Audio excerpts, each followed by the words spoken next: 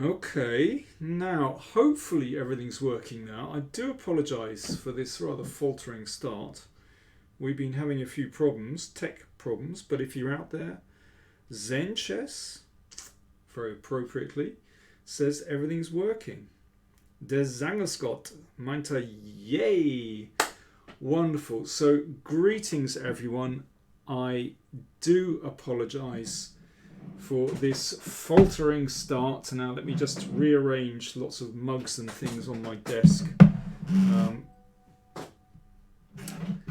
because I'm in a complete mess following those technical difficulties. So now I can see your chat properly, I can see my screen, and hopefully we can get going. So welcome everyone, and let me tell you that what we're going to do is we're going to go through my 5 nominations for Game of the Year. Now, a few days ago, I threw out a few suggestions online in my video, and in light of the suggestions that have come from you guys, I've kind of tweaked things a little bit and changed my nomination. So thank you for all your suggestions. Some wonderful games I've been going through over the past few days, and it's been extremely difficult to whittle these suggestions down to a final 5. I should say I've chosen 5 games. First, because I think, to have too many is just it makes life too difficult. And second, for a very practical consideration, that on the community tab on my channel, they only offer 5 different spots. So for when you do a poll, so for a very simple practical reason, there are only going to be 5 nominations. So welcome to Ricardo 2 in Mexico. Welcome to Sentinel Returns, Bartolome, Sorab, Gamia Hex, Benterome Rador, Toblerone, Alan Managed, Martin van der Hidde, and so on. Thank you all for joining me. So what I'm going to do is I'm going to spend about 10 minutes on each game. I'm going to go through each of these 5 games. Now, I'm starting off with my first game. By the way, I should explain my criteria. First, in these games, there should be strong opposition. There should be good defense. That's 2. There should be some element of brilliance, but it's kind of my definition of what brilliance is. But also, they should be classical games. That's also important. So I'm disregarding Rapid and Blitz. So hi Jens in Stockholm. Wano says bonjour. Jesus David Badillo Herrera says hello Danny. ¿Cómo está? ¿Qué tal? Eric Carlson, how are you doing? Beta Benja, hooray. Okay, and so on. So those are my criteria. And of course, this is a purely subjective selection. So my first game I want to look at, I'm going to put this in, is Dubov against Geary. And this was played in Moscow in the FIDE Grand Prix.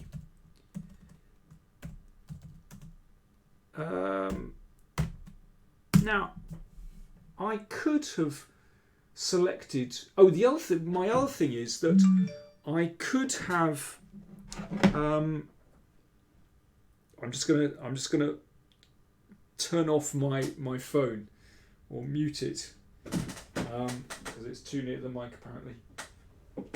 Hopefully that's okay. What's the other thing I was going to say?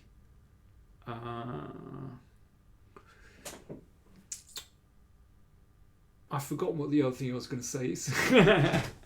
Oh yes, I know. I'm only going to allow one nomination per player. I I could have filled up all 5 nominations with Dubov's games. I could have filled them up with Ding's games. I could have filled them up with Carlson's games.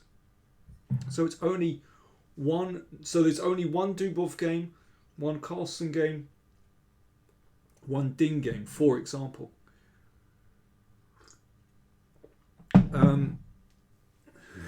Beta Benja says, just a second, Danny, I have a phone call. Please can you stop for 5 minutes? You will be able to go through all this later. Okay, here we go. So this is the first game. Dubov against Geary. I found it really difficult to choose a Dubov game. I wanted to put in his game against Svana, this incredible king chase. But actually, I thought this game against Giri was more remarkable. Thank you, Mentori Tori, for donating. If people can donate via Google if you want to, and I'd really appreciate that. You can also do so via PayPal.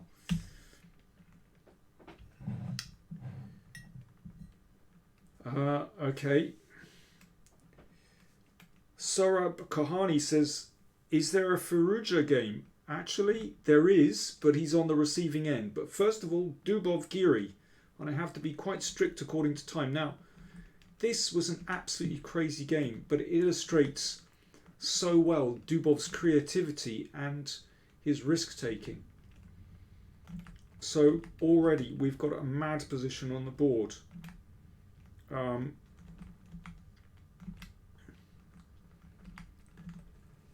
Dubov said that I think in his pre-game preparation, he'd reached around this point. But it's already, very double-edged because Black's king does not have a very safe space to go to. White has moved this knight back and forth, but it looks like it's going to reroute to this square to take here. It's highly unclear. But I'm just going to go through this pretty quickly. And here is where it really starts getting mental, because this happens. And now, if White wants a safe way to play, you can take here and castle kingside. And this is still very, very unclear. But Dubov played bishop check, which allowed this move. If you don't mind, guys, I'm going to have to rattle through this game without taking your questions. I'll deal with lots of questions later. Okay, so this is already mad. So you can see that this queen prevents White's king castling here. Now, if you're playing with White here, what would you play? Thank you, Mentori Tori.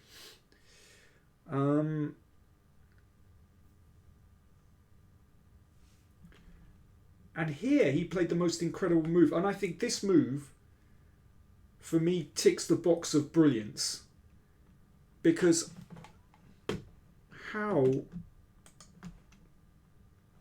do you dream up the idea of putting your king on the queen side? I mean, I think this is quite incredible. Really extraordinary. There are no pawns covering this king. And actually, it's sound. It is actually sound. This is the incredible thing. Alan Manage says, yes, castles, queen side. Really? It's incredible.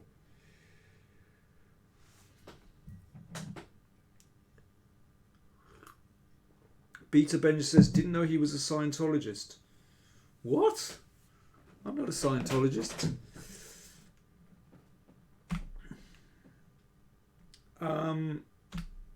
Queen A5.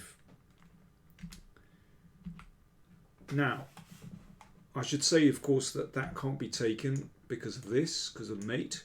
And of course, if the king goes to the king side, then Queen G4 and Queen G7. So Black's king also isn't completely secure.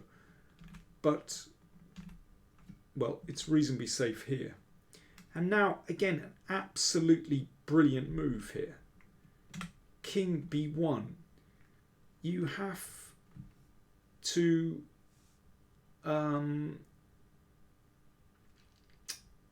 just marvel at the fact that this king is staggering around on the queen side like this. It is quite incredible. Riaz Ali, thank you as ever for your humour. So, queen b4 check, at queen b2 threatened. Rook d3, the fact that Dubov managed to calculate this way in advance and realise that actually his king was relatively safe here is quite extraordinary. Dubov said even here he wasn't sure he was winning. You know, he was basically, this is kind of guesswork. And the king now reaches some kind of security. But there are all kinds of interesting things going on here. You know, suddenly white is threatening to checkmate here. So, you know, knight c5 falls for that one. That's why the king had to shuffle across. And now knight here. Threatening this one. And rook here. So incredibly, after that start of casting on the queen side, the king has somehow managed to reach some kind of security on the king side. Black's king, well, it's not great. The problem is it's locking in this rook, and this one is very passive as well. h5, Dubov said he'd overlooked this, but it doesn't change too much. And now white switches around this way, so he's basically looking to come in here.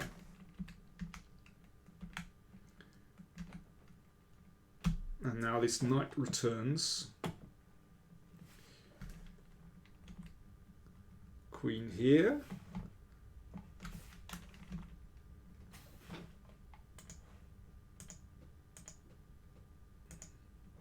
And the king finds some security. It's incredible how white's pieces just kind of coordinate so beautifully, whereas black's coordination is just shot through. And in this position, well, actually black resigned, and Dubov said he was about to play knight takes f7 check, which is actually, by this stage, a fairly obvious final move. If rook takes, then you give a check. It's basically mate and all with checks. Or this rook takes here and checkmate. Carlson, Dubov said after the game that during the game it felt completely random. Well, it doesn't have that impression actually when you play it through it afterwards.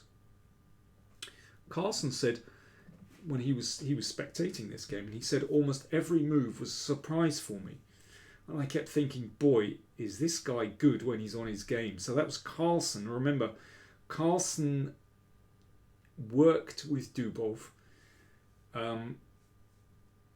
before his World Championship match, and had a training match with him, I think of rapid and blitz games, because he realised that Dubov is such a talented player. Jens Peterson says lovely, or should we say Dubovian? Yes, it is Dubovian. I think that was a sensational game. Now, I'm going to show you the other games, and you will have to judge whether you think that's the best. But I think it is a remarkable game. And I think, well, the reason I chose this, I think it's even better than the King March, the Dubov-Svana game. But I could have put them both in, frankly. And I think it's this move, this idea, which is really extraordinary. Castle's queenside. I mean, honestly, I don't think I've ever seen a move as remarkable as that. Keresh P says, hello from Iraq. Hi Keresh in Iraq. Really pleased to hear from you. I have a question. Are there going to be any hopes for another volume of Powerplay DVDs? Sadly, we waited for ages. Yes, there will be a King's Gambit DVD or digital download if you prefer. That will be coming out hopefully by the end of January. So look out for that. Vicente Pessoa says, when are you coming to Brazil? Don't know.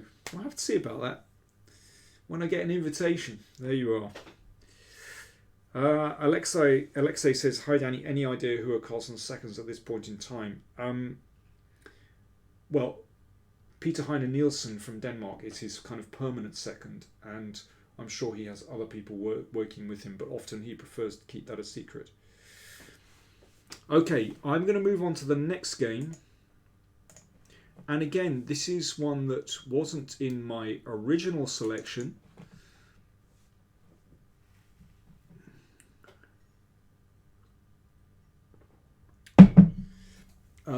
If you don't mind, I'm not going to take questions for the moment because I need to get through these games. I'm going to spend roughly 10 minutes on each game. So this game is between Ali Reza Ferruccio with white and Murali Karthikeyan with black. I know there's a lot of talk about Ferruccio. I can see a question there. Sorab Kohani asks, is it possible for Ferruccio to become world champion? Well, I can't see into the future, neither can anyone else, but of course it's possible for him to become world champion. He has a chance. He's very young, and now that he has a little bit more freedom to play in tournaments that he wants to, then then he has a good shot. But many other players have a good shot. For example, Pragyanananda, Nihal Sarin, Gukesh, all the Raunak Sadhwani, all the many talented players from India also have a chance. But we'll see what happens in the future. Okay, so here's my next game. So this one, I'm going to write it in, is Ferruccio against Murali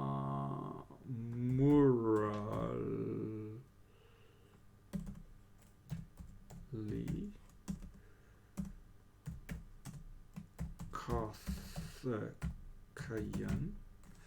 Let me get the spelling right. Karthikeyan. Yep.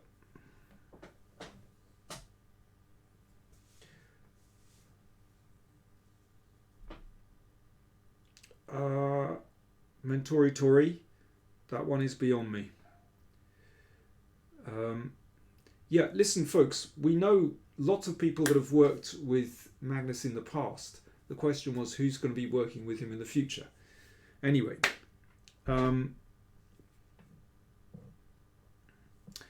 right, Sweet Time wants a crazy game, and as I said, Ferruccio against Murali Karthikeyan is the next game I'm looking at. So this was played in the Asian. Thank you, Bethuriel, in Portugal, in the south of Portugal.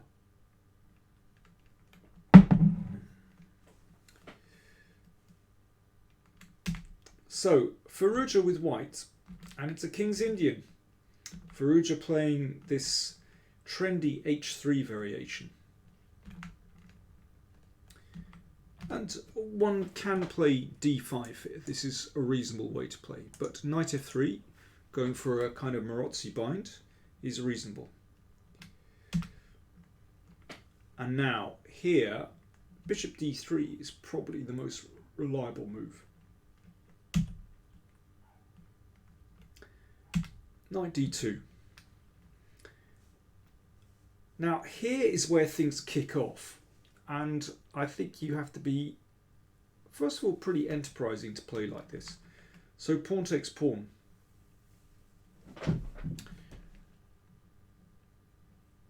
And here, instead of bishop takes pawn,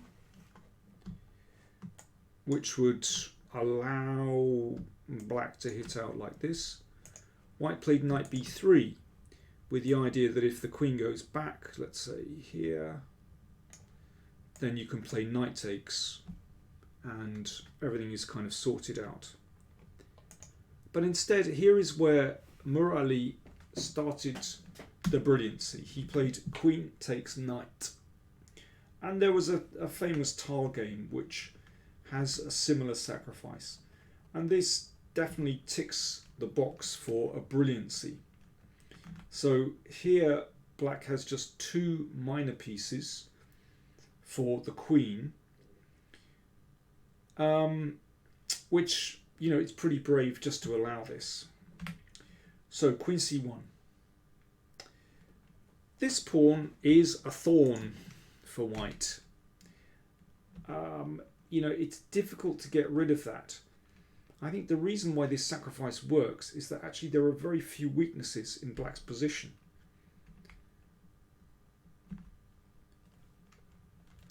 Toblerone says, I already don't like white's play. Well, here's an interesting thing he does. Ferruccio starts a little wander of the king towards the queen side, hoping that it'll be a little bit more secure there.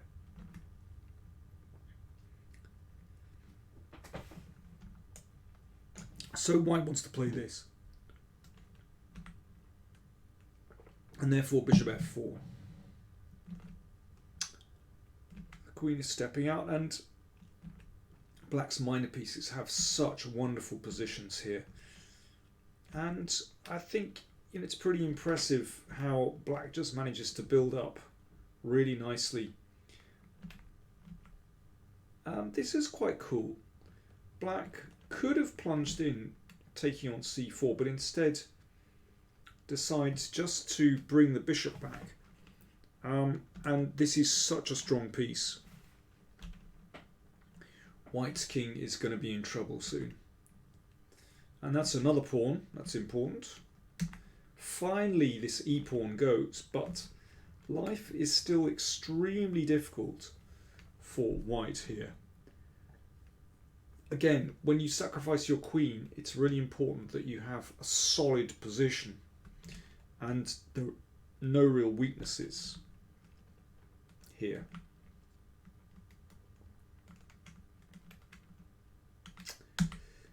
Yes, guest informants. Yeah, there's a famous variation of the King's Indian where you sack two pieces against the queen. But this is very different. f5. Now this is where things start to open up.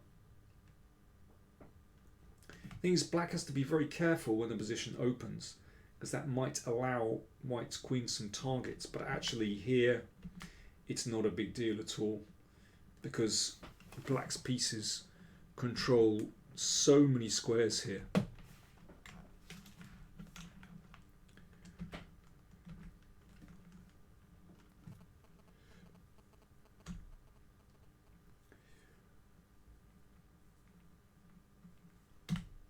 Well, I know what you mean about this game. That Warnow says this game seems too clean for me. I don't feel like black actually took risks. Just seems Ferruccio didn't know about the queen sacrifice in depth. It was certainly, I mean, with hindsight, it's risky to allow this. But still.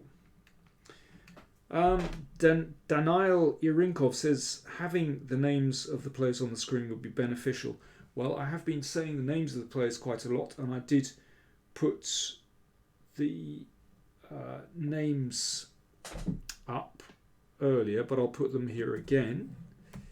Ferruccio and Murali Karthikeyan. Vicente, if you want to support me on Patreon, then I'm going to put this in. Wait a second. Patreon. I mean, you'll find this web address on all my videos. In the video description, you will find a link to Patreon. Every single one. You'll also find it on the main channel page as well. There is no excuse for not getting there. Alexei, thank you very much for becoming a patron. Thank you, Danil Irinkov. Remember, at the start of each month, that's when you get your extra video. Depends how much you've contributed, but that's when you will get, for example, if you contribute $5, you will get a newsletter and a test game.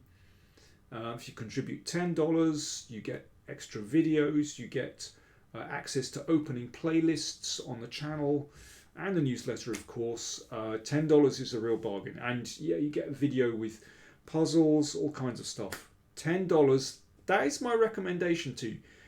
$10 per month, not very much, but you get fantastic content for that, though I say it myself. Thank you, Alexei. Let me continue with this game. Okay, so black is now an exchange down, but he has 3 pawns for it. But again, the crucial thing is that these minor pieces have such good support, and basically it's impossible for white to unsettle black's position here. But let me just go through the game and you'll see how the game ended. Toby Lerone says, could you rewind to the critical moment in this game? Yeah, I will in a second. But let me just complete the game first.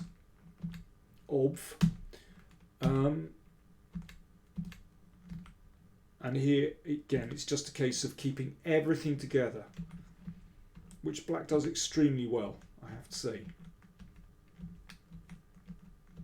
He made it look easy, and here white resigned.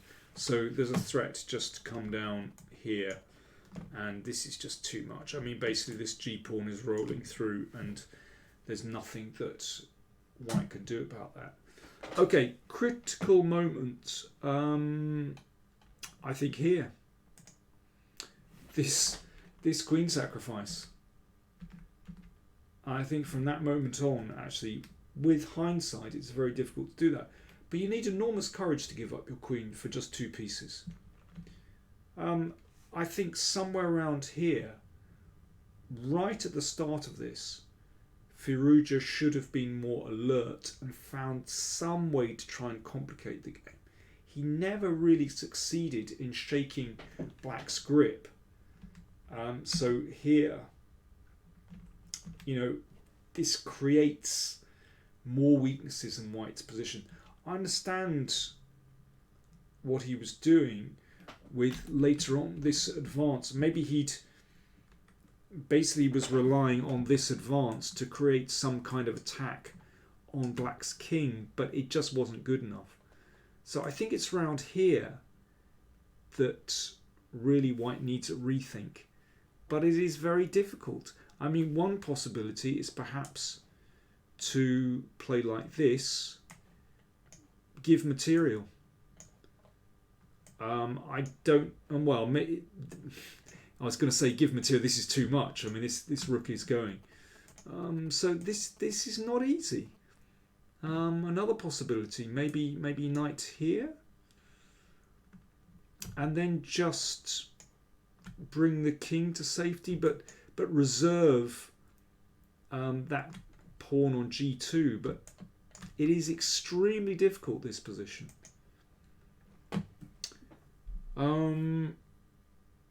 So there we go. That's an interesting one. So let me move on to the next game, because I haven't got that much time. So those are 2 games that I actually didn't have time to show on the channel. Now, the next one.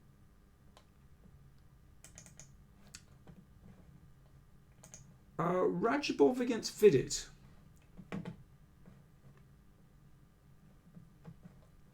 Oops. Hang on. Let me just Wait a second, guys. If I can open this. There we go. So this is Radjabov against Vidit from Tata Steel. I'll just write this in. Tata Steel 2019. So played almost a year ago. So let's get back to this one. So Radjabov, of course, has qualified for the candidates tournament,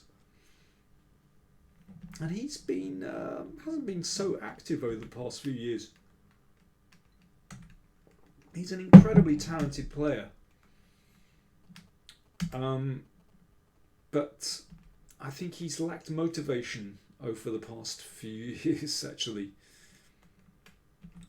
So this is very well known variation of the Ragas Een, and it transposes into a kind of Nimzo Indian, actually, a Taimonov variation of the Nimzo. I'm going to zip through pretty quickly. Now, I did record a video on this game almost a year ago. So if you want to take a look at that, you'll find more detail. And here, Radjabov, of course, has the choice of playing something like castles. And this is a game between Aronian and Giri from Stavanger 2017. This is a more normal kind of setup.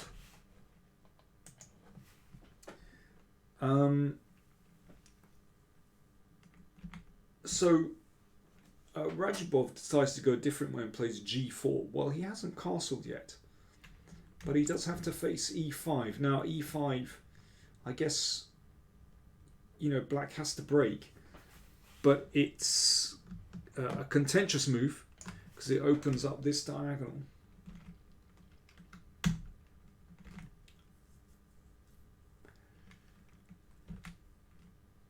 And here is where things kick off, because after this move,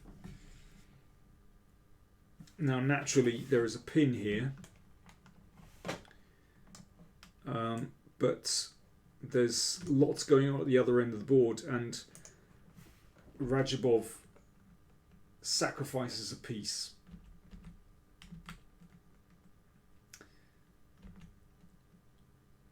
And bishop takes. And rook g1. So basically he sacked a piece and he's just got an attack on the g file. And again, this takes incredible guts to do this. Remember, he's playing a top player. Vidit, rated 2695. He's rated over 2700 now.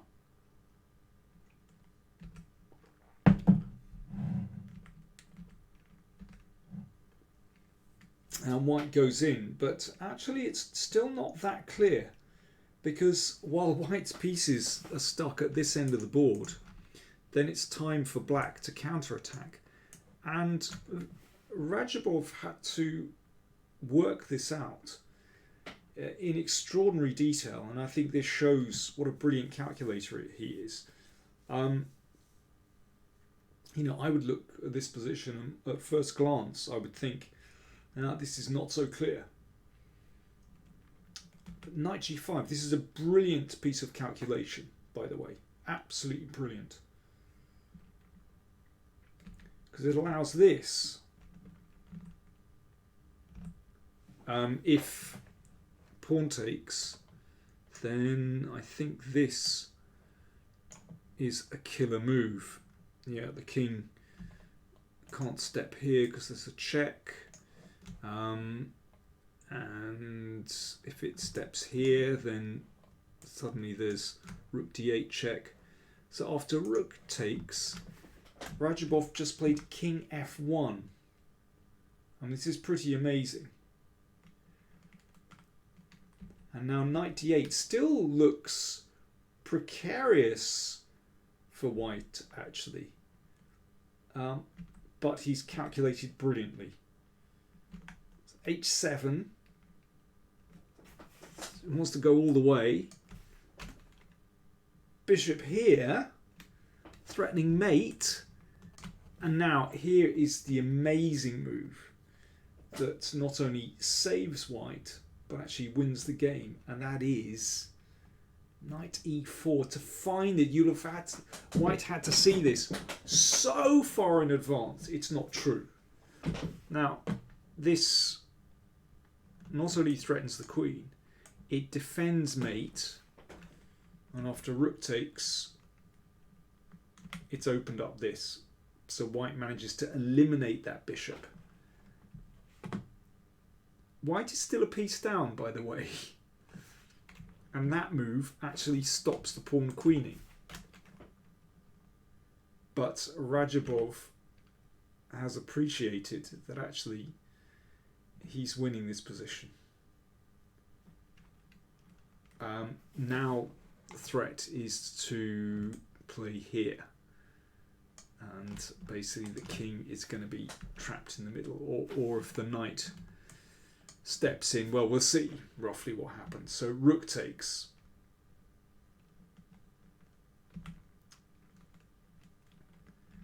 And the knight blocks, but now that rook goes over there. Rook comes back. Now, white is the exchange up, but still got to finish this one off. But Radjabov does this brilliantly with rook takes knight. I mean, this is a sensational finish. Basically, this just opens up black's king. So if pawn takes, then we play here, and you can see the king is caught on the 7th and the 8th. So queen takes, check, check, brilliantly spotted. Of course there is the rook hanging in the corner, and after f6 that opens up the 7th rank, and queen c7 check. That was the final move of the game. So obviously queen back, we can trade and take here, and if the king comes up, then let me see what's the simplest way to do this. Probably just rook takes rook. Yeah, that'll do the job. I mean, maybe queen g3 was winning as well, but rook up followed by one of these moves, and that is game over. Now, that is a sensational game. I think, first of all, a few touches. g4, fine, very enterprising. Then he basically had calculated, you know, this piece sacrifice and thought decent compensation. And then I think around here is where it got pretty mad, because queen h7, really? Here, it's pretty remarkable that knight g5, he'd calculated that knight g5 is actually winning. This is not guesswork. He had made sure that knight e4 was a winning move, and that is amazing. And then later on, okay, this is winning for white, but you still have to finish off, and that is a very neat sacrifice to finish off. So I think that is a pretty incredible game.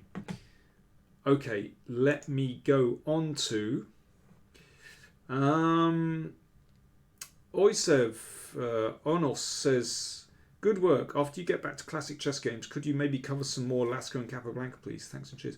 Well, I tell you, actually, what I'm going to do next is complete the Fischer-Petrosian match, because I still haven't got to the end of that match. That's going to be my next task for when I start looking back at old games. So Lasco Capablanca, I'm afraid that's down the list at the moment. I get so many requests to do games. But I will bear that in mind. Beta Bench says, I thought Radjabov was more of a solid player. In some ways he is. But I think he's one of those solid players that actually he plays solidly because basically he appreciates danger and he's able to calculate extremely well. He just needs a bit more fire in his belly, Radjabov he's also a brilliant blitz player, blitz and rapid. So I think that is a sensational game. Now I'm gonna come on to the world champion, the Triple Crown world champion, the classical, rapid and blitz world champion, Magnus Carlsen. Like I said at the start here, I could have filled up all 5 of my nominations with Carlsen games, and this was extremely difficult to select one. I could have done the same with Dubov, I could have done the same with Ding as well. In the end, I've gone for Kuryakin against Carlsen.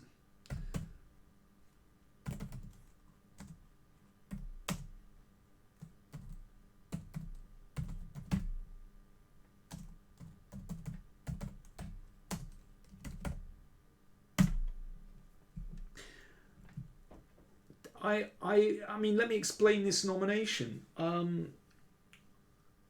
I could have given, for example, Carlsen's wonderful Grunfeld attack against Grishuk, or that wonderful end game against Grishuk as well. I could have given Carlsen's game against Geary, this miniature that only lasted, what, 22, 23 moves? Well, Carlsen played the queen into the corner with a8. I thought that was a startlingly original game, and to defeat a player such as Giri in so few moves, I thought was extraordinary. One of the reasons I didn't give that game was partly because I didn't want to have Giri as another victim, because I've already got 2 games in these nominations with Geary as the loser, and partly because I thought that such a short game, it wasn't a kind of rounded game, whereas, you know, the games I've looked at so far have been pretty long, and, you know, the winner has had to demonstrate skill in several phases of the game. So that's why I've gone for Karyakin Carlson from Shamkir.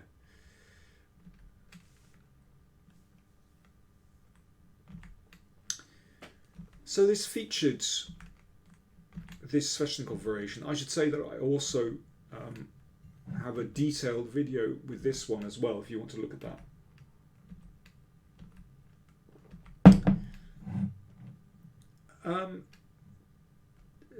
So Carlsen has had to face this knight d5 moves on with four games this year, perhaps. Of course, it featured in the World Championship match. I honestly don't believe that knight d5 is that great. I think the structure that arises simply gives black counterplay, and Carlsen exploited this beautifully in these games. Recently, Carlsen has had to face bishop g5 a few times, and this is more reliable in the sense that the variations are very forcing. White can actually predict what is coming much more easily. So, for example, in the Isle of Man, there was this young Russian guy, what was his name? Savanan? Can't remember his name, isn't that terrible?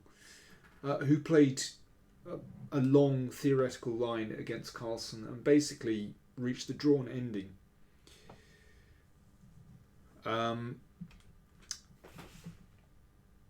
So yeah, people are starting to cotton onto this.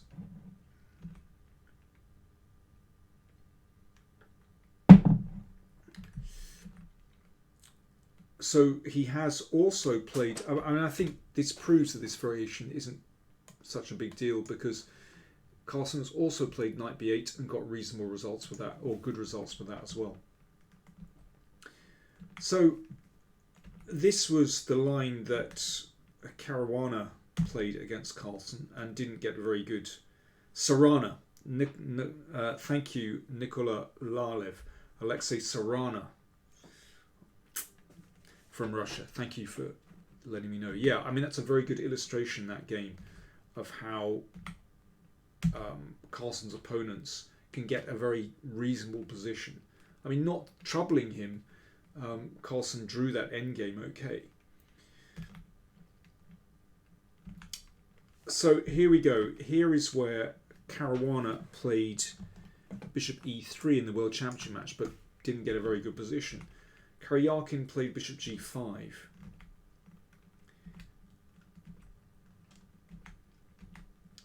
And here is where Carlsen started to turn on the heat. So, and many players, for example, would play here knight f8. I think this would be the normal move. To put the knight on d7, that's quite a reasonable square, where it controls the c5 square. And then enables this bishop to drop back to cover this pawn. And then black can get castled, for example. But Carlsen played with such energy here. He played e4. Kuryakin castled. Carlsen castled. I think this is a sensational pawn sacrifice. He simply gave up this h-pawn because he's in such a hurry to take the initiative. So the knight comes over to attack this pawn. Frank, this is not Fanfores Carlsen. This is Kuryakin Carlson, as I just put in the chat. I'll put it again. There we go, and it's from Shamkir 2019. So he's given up this pawn, and it just means he's won a little bit of time to shift his pieces towards the king side. One of the problems that white has is the queen on b4. It's way out of the game. Now, obviously, you would like to exchange queens if you're white. You're a pawn up. But Carlsen avoids that. And here, Kuryakin perhaps should have compromised and simply given back this pawn. But there's still play in that position. But Kuryakin pushed on, which is kind of tempting to, or let's say understandable, that he wants to get rid of the e4 pawn, which is so often the kind of spearhead for the attack, and it eliminates any possibility of the knight coming in here. But Carlsen manages to drum up a wonderful initiative now. So we've got this very nice pawn chain, and this drives the knight to a poor square. And now you can see that all these light squares are weak.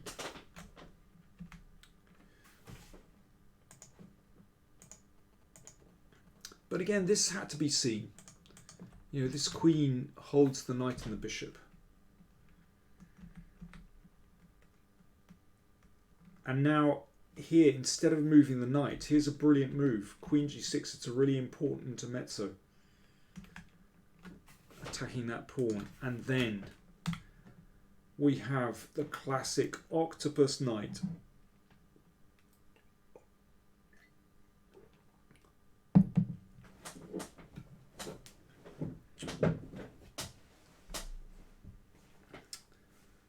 So that knight controls these squares, and black's pieces dominate here, but still the way that Carlsen actually prosecutes this attack is really superb. Actually, there's still quite a bit to go. So Kuryakin is hoping to trade pieces to just take a bit of pressure off. But actually, the way that Carlson wraps this up is pretty remarkable. He doesn't rush it. I like this. He just eliminates this one first. He has appreciated that he can actually take his time here. I think this is a beautiful game. So he's just flowing here.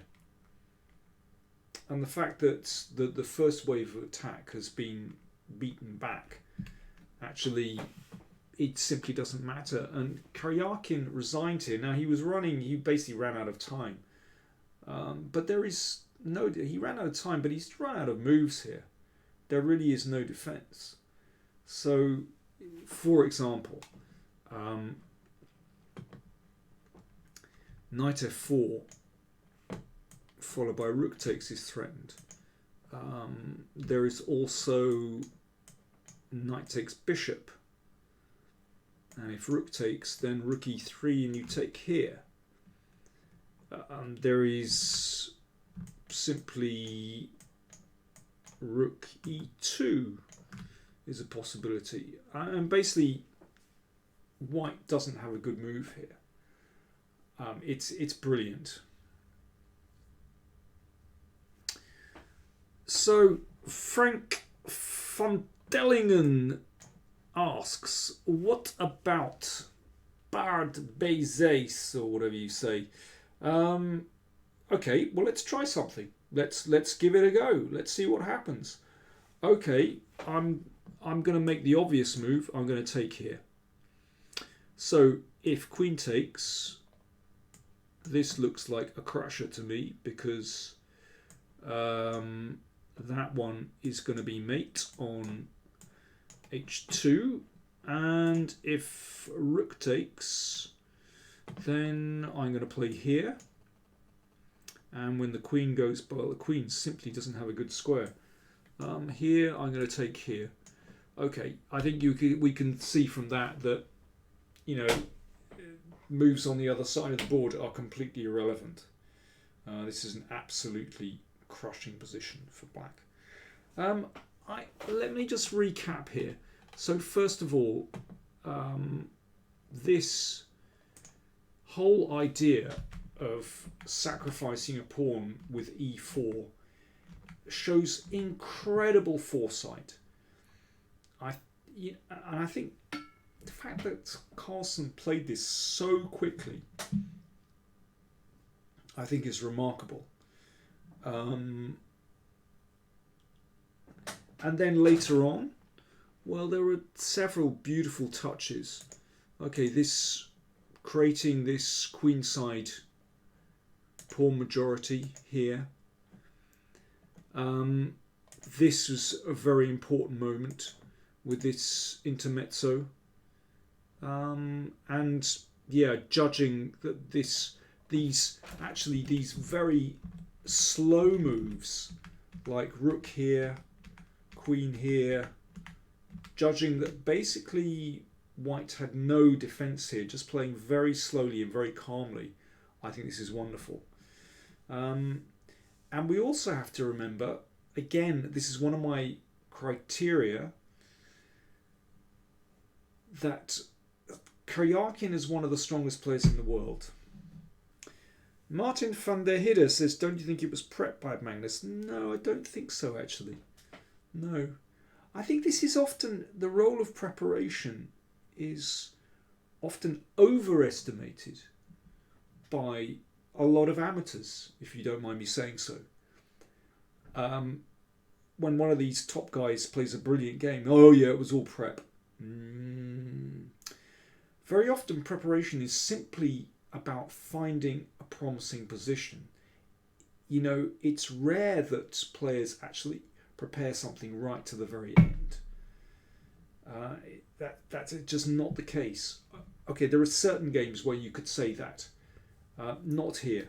This is Carlson. This is pure Carlson, and understanding when to attack. Toblerone says, what are we voting on so far? Well, we've seen the Arkin Carlson game. We have seen Dubov Geary. we have seen, I'm going to put them in. So we've just seen Arkin Carlson. I'll put them in now so you can refer to it. We've seen Dubov, Giri. I will set up a poll immediately after this broadcast is over. We've also seen Ferruccio against Murali. And we have also seen Rajabov against Vidit. There we are. Those are the 4 we've seen so far. And now I'm going to move on to my final game, which is Ding Liren against Anish Geary. So this is Ding against Geary, played in Sink Field Cup 2019. There we go. So here is my final game.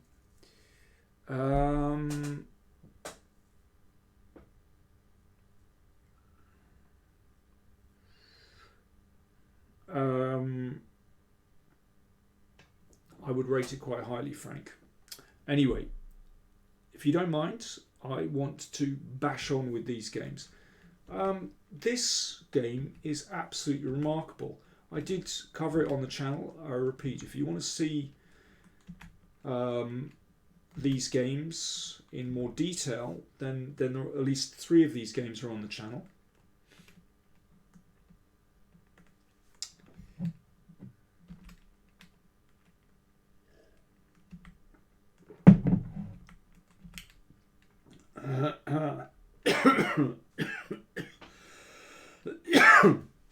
Warnow says, oh damn, I thought Ding versus MVL would be chosen.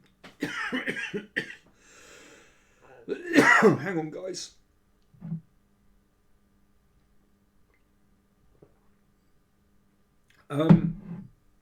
As I explained at the start, I've had great difficulty in keeping a voice. That's one thing. In whittling down these 5 games, and I'm only giving a player one chance. So I agonised whether to include Ding versus MVL. I think it's a brilliant game. In the end, I went for Ding Geary. I think this is in another league actually. But like I said, Ding, I could have filled all 5 nominations with Ding games. I think this is quite incredible. And it's incredible games he's produced this year. So here we go. It is quite a placid start. White has this very solid pawn centre. It's hard to predict what would come from this game actually. Now this is a big moment in the game where Black plays the pawn to e4. It looks fine. It looks to me as though Geary has equalised here actually. You know, he's got all his pieces in decent positions. And I suspect that Geary had this position in his preparation.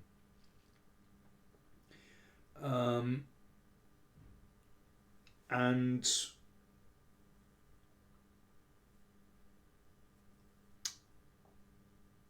I guess computers just think that Black has equalised here. But watch what happens now. I think it's remarkable how Ding succeeds in outplaying Geary, who, after all, is one of the best strategic players in the world. So first of all, there's pressure here. And Geary plays f5 to support this. Now, just watch what happens. And I say this so often on the channel. If you advance your f-pawn, then it weakens this diagonal and it weakens the 7th rank. And, well, later on it weakens this diagonal as well because there's no f6. Now, at the moment,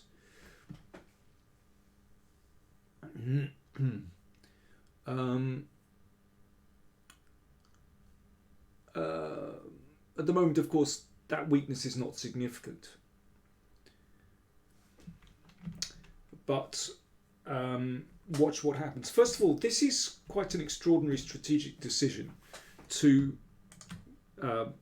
give up your strong points on d4.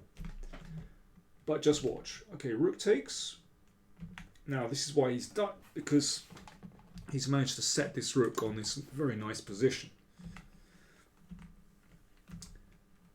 Now, he succeeded in getting control of the d file, but Geary looks like he's got good pressure on c3. Now, here's a brilliant bit of calculation, and I think this is why I really like this game, because Ding plays strategically beautifully in this game, but it's more than that. He succeeds in supporting his strategy with some absolutely razor-sharp calculation and understanding of tactics. So bishop b5, again, that had to be seen well in advance. Okay, what's the big deal with this move? Well, the point is that if rook takes c3, you have bishop d7, attacking this one and attacking this one, and once this one goes, then e4 drops. So you had to see that way in advance. Well, what's the big deal? Black defends this. Well, the bishop vacates the e2 square, and now the knight can drop back to defend that pawn. So this is a detail, but it is such an important detail in this game. But again, you might think, what's the big deal? Well, now watch what happens to this bishop.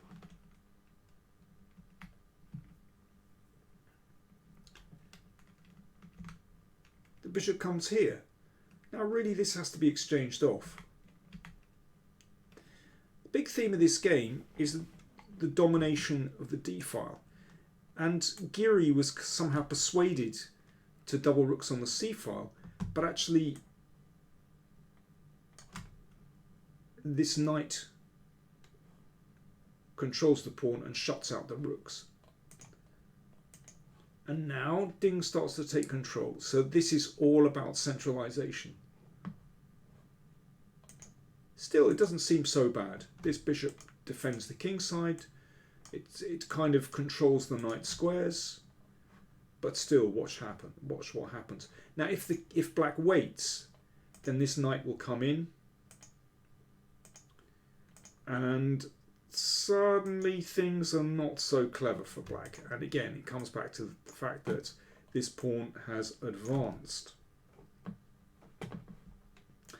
So, understandably, b5 played by Geary. And why is he doing this? Because if he can get his rooks going, then he will find counterplay. But again, this is brilliant calculation on Ding's part. Watch this, knight d5. So once again, if this is taken, then the rook will take and the king side is weak. So rook here, because the rook was threatened. c5, this is brilliant. Because if rook takes c5, then knight here, and you win material. So in this way, he succeeded, again with tactics, succeeded in shutting out black's rooks. This is a detail, but it is a vital detail for white's strategy. So a5 and b4, again, it's all about supporting this pawn and shutting out the rooks. So if a4, well, you might want to create a protected pass pawn, but actually it's possible for white to win this pawn and then rook in, and you're going to take this. Well, in fact, white breaks through to the king side. So Geary took here. Again, it's all about trying to get this pawn. But it still doesn't work because of this and knight d7. So rook b8. And now this knight dances in. Again, it's all about tactics. If that's taken, then knight d7 wins. So bishop e6, and now the knight comes in anyway. This has to be exchanged off. And here's a brilliant intermezzo. This simply gains time. You could take here, but this is better because you gain time. And now queen here. Now, white is a pawn down, but Ding has succeeded in bringing his rook to the 7th rank, and now he cuts black to pieces with a series of accurate moves. This queen is going to do a little staircase, check. So if the king comes here, then the queen is in. That's clear. So you have to block. And the queen steps back, threatening mate. So the queen blocks. And now a check. And now if queen c4, then the queen comes in, threatening mate, threatening rook g7. So that's why white's queen did this little staircasing movement. Rook c4 played. I think queen a7 is, well, it's good, but it's not the best. g3 takes a little time out, and now he can move this rook down the board. Killer, absolute killer, turning in this direction, and there is no good defense. This rook is pinned here. If this one comes up the board, then the queen comes down to a8, for example. There are other moves as well. So black is defenseless here.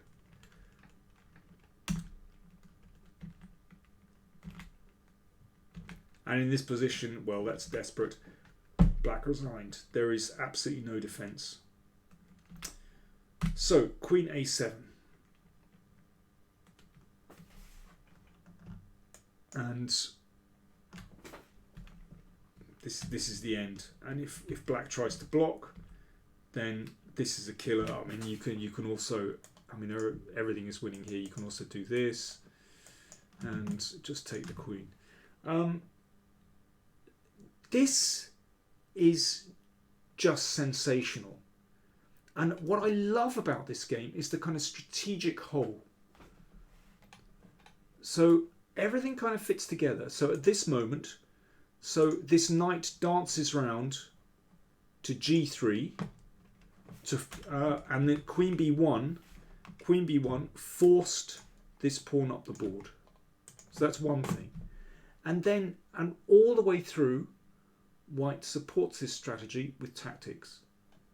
So this tactical idea that brought the knight back here. Well, first of all, there was the whole thing about playing the counterintuitive d takes c5, but it brought white's rook to d4. And then all these tactics around here with this knight jumping into b6. Absolutely brilliant. So, for example, here, knight b6 was just a killing move. And then finally, this subtle staircasing here of the queen, just jogging back and finally reaching this square a2. This is incredible. Absolutely brilliant. So there is a real choice for you. You have the brilliance of Dubov against Geary. You have strategy and tactics combined and initiative from Carlson. You have this brilliant attack and calculation from Radjabov. You have a queen sack from Murali. You have, what else have you got? Have I mentioned them all? And finally, yeah, you have this beautiful strategic game from Ding with a brilliant attack and great tactics as well. I know which is my favourite, frankly, but it's for you to decide, and I will set up the poll immediately after I finished here. Remember, you can support us We would be really grateful for your support on patreon.com Powerplaychess. You can contribute what you like. If you want to contribute just a couple of dollars, great. If you want to contribute $5, you get a free newsletter and test game. If you want to contribute $10 a month, you get free vids, you get access to opening playlists. All the ones we've done, I think there's about 15 opening playlists. So if you want to research a particular opening, all the videos on the channel are sorted according to opening. It's a fantastic resource, and I give an overview of the variations that are covered in those videos in a separate introductory video to explain what's important theoretically. $10 a month, I'm telling you, is an absolute bargain. The content you get, although I say it myself, seriously. If you want to contribute $25 a month, you get an opening survey detailed. You can support via PayPal as well. You'll find the link to that in all the video descriptions. So, before my voice gives out, I want to thank everyone for contributing to the channel in comments. Of course, to my patrons, I appreciate that. And there'll be more videos coming up soon in the new year. Please get voting. I'm going to set up the vote. Oh, of course, if you're not a subscriber, then please subscribe. And then you get notifications for new videos. I will set up the poll right now on the community tab. Please get voting. Please check out the videos. You can come back and look at these games again. And do check out the videos that I've already done to get more detail on these games. Thanks a lot, folks, for tuning in. I will see you soon. More vids coming your way. Now, where is that off button? And then I can say Happy New Year.